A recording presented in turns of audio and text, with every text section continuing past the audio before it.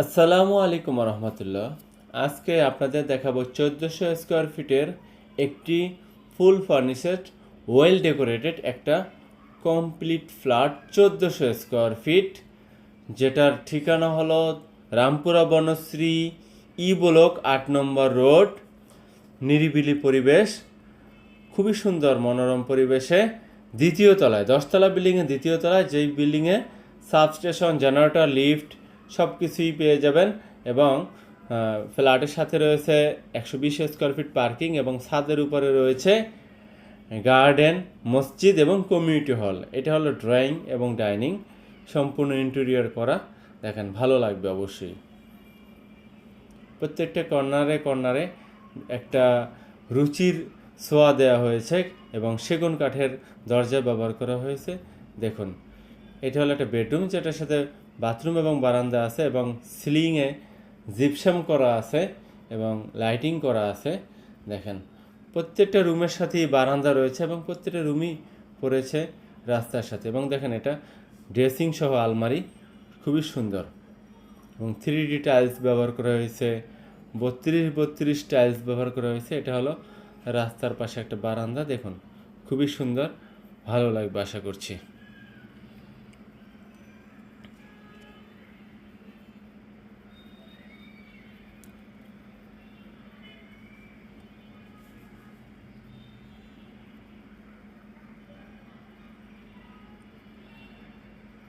এটা হলো অন্য একটি বেডরুম।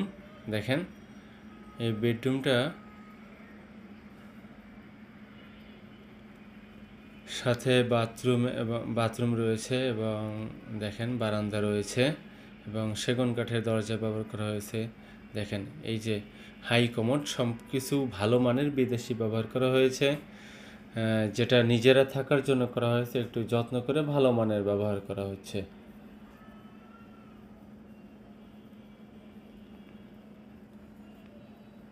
যারা নিত্য নতুন ভিডিও এভাবে এরকম পেতে চান, তারা অবশ্যই চ্যানেলটি সাবস্ক্রাইব করে দিবেন, লাইক কমেন্ট ফলো করে দিবেন পেজটি।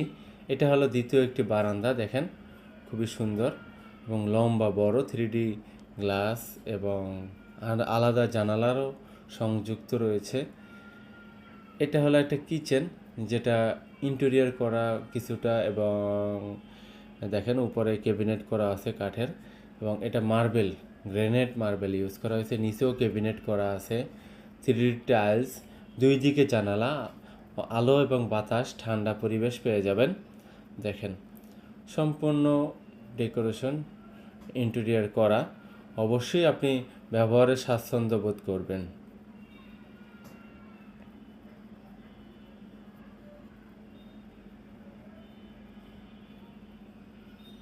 দেখেন, এখানে ফ্ল্যাটের প্রত্যেকটা জায়গায় ভালো মানের জিনিস ব্যবহার করে, সুইচ সকেট থেকে শুরু করে ইলেকট্রিক সব কিছুই, সিলিং থেকে শুরু সব কিছুই ভালো মানের ব্যবহার করা হয়েছে। ভালো থাকবেন। আসসালামু আলাইকুম রহমতুল্লাহ।